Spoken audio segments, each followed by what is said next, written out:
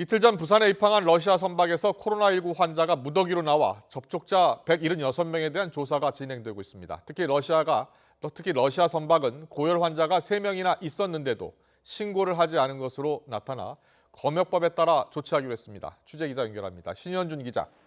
네, 사회부입니다. 러시아 선박 접촉자에 대한 검역 조사가 진행되면 확진자가 더 늘어날 수도 있다고요? 네, 그렇습니다. 집단 감염이 발생한 선박은 지난 21일 부산항 감천부두에 입항한 러시아 국적 냉동어선 아이스 스트림호입니다. 검역 조사 중 유증상자 3명이 확인됐고 선원 21명 전체를 조사하자 16명이 확진된 겁니다. 방역당국은 이에 따라 이 선박의 세관이나 출입국 관리를 담당했던 도선사와 세관원 등 26명과 하역 작업을 한 61명 등 176명을 접촉자로 분류해 조사하고 있습니다. 비슷한 위치에 정박했던 같은 선사의 선박 아이스 크리스탈호도 인원 왕래가 있었다고 보고 선원과 하역 작업자를 조사 대상에 포함했습니다. 방역당국은 특히 입항 전부터 코로나19 의심 증상인 고열 환자가 3명이나 있었는데도 제대로 신고되지 않은 점에 대해서는 추가 조사한 뒤 검역법으로 조치할 예정이라고 밝혔습니다. 또 러시아가 유럽 확진자의 절반 가까이 차지하고 있는 점을 반영해 중국과 이란, 이탈리아처럼 러시아 선박도 승선 검역하는 방안을 적극 검토하겠다고 설명했습니다. 어제 발생한 신규 확진 환자는 46명인데요. 지역 발생이 16명, 해외 유입이 30명입니다.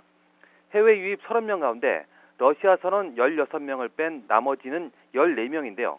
카자흐스탄이 7명, 파키스탄과 아프리카가 각각 2명, 그리고 이라크와 인도, 독일에서도 각각 1명씩 나왔습니다. 서울 리치웨이나 대전시 서구 방문 판매 관련 환자들도 계속 늘어나고 있다고요? 네, 오늘 정오 기준 발생 현황이 나왔습니다. 서울 관악구 리치웨이 관련은 4명이 추가 확진돼 총 202명으로 늘었습니다. 또 서울 도봉구 성심 데이케어 센터 관련도 2명이 추가돼 누적 확진자가 45명이 됐습니다.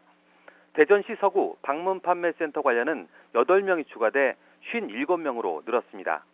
방역당국은 최근 집단 감염이 발생한 학원과 물류센터, 콜센터 가운데 피해 규모가 작았던 사례를 분석했는데요. 3가지 시사점이 나왔습니다. 첫째, 마스크를 착용하는 등 생활 방역 수칙을 철저히 준수했고, 두 번째, 가림막 설치 같이 방역과 관련한 근무 환경을 개선했습니다. 마지막으로 직장 내에서 불필요한 접촉이나 동선을 최소화한 경우 집단 감염을 차단할 수 있었습니다. 지금까지 사회부에서 YTN 신현주입니다.